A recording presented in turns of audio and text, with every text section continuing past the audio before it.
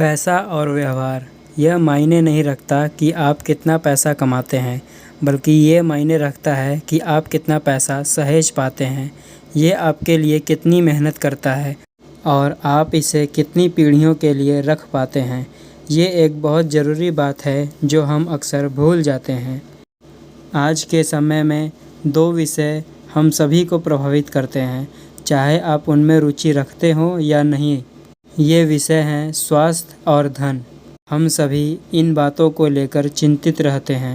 वैज्ञानिक खोजों ने डॉक्टरों के पुराने विचारों को बदल कर रख दिया है कि मानव शरीर कैसे काम करता है और वस्तुतः हर कोई इसके कारण स्वस्थ है। हमें पता लग चुका है कि अच्छे स्वास्थ्य के साथ अच्छा जीवन संभव है। इसलिए हेल्थ और फिटनेस एक उद्योग के रूप में बेहद सफल है। वहीं दूसरी ओर फाइनेंस, इन्वेस्टमेंट या पर्सनल फाइनेंस यानी धन निवेश, उद्योग या व्यक्तिगत वित्त एक अलग ही कहानी है। बड़े बड़े विश्वविद्यालयों से आने वाले सबसे चतुर दिमाग ही बहुत ऊंचे निवेशक बन पाए हों, ऐसा कोई सबूत पाया नहीं गया है। सामूहिक प्रशिक्षण और त्रुटि के माध्यम से हमने बेहतर किसान, सफल प्लम्बर और उन्नत रसायन बनाना तो सीख लिया, पर क्या इसी परीक्षण व त्रुटि ने हमें अपने व्यक्तिगत वित्त के साथ बेहतर बनना सिखाया है? क्या हम खुद को कर्ज में दबे होने की कम संभावना रखते हैं? क्या आज हमारे पास किसी बुरे दिन के लिए बचत करने की अधिक संभावना है? क्या हमने अपने बुढ़ापे या सेवानिवृत्त होने की सही तैयारी कर रखी है? शायद नहीं। और वो इसलिए क्योंकि आज भी हमारी खुशी के लिए पैसे क्या करते हैं और क्या नहीं करते, इसके बारे में हमारे विचार यथार्थवादी नहीं हैं। इसका ज़्यादातर कारण यह है कि हम पैसे के बारे में मनोविज्ञान की तरह यानी भावनाओं को बारीकी से नहीं सोचते, बल्कि हमेशा भौतिक नियमों और कानूनों को ध्यान में रखते हैं। आइए देखते हैं कि लेखक हमें क्या समझाना चाहते हैं। मैंने 2008 की शुरुआत में वित्त के बारे में लिखना शुरू किया था।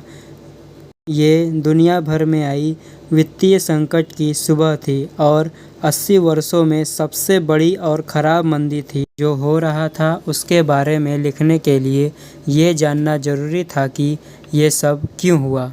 लेकिन मैंने जो पहली चीज़ सीखी वो ये थी कि कोई भी सटीक रूप से ये नहीं बता सकता था कि क्या हुआ और क्यों हुआ। इसके बारे में क्या किया जाए, इसकी बात तो छोड़ ही दीजिए।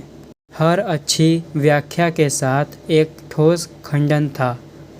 इंजीनियर पुल के ढहने का कारण निर्धारित कर सकते हैं, क्योंकि एक बात तय है कि किसी निश्चित क्षेत्र पर किसी निश्चित मात्रा में बल लगाया जाए तो वह टूट जाएगा।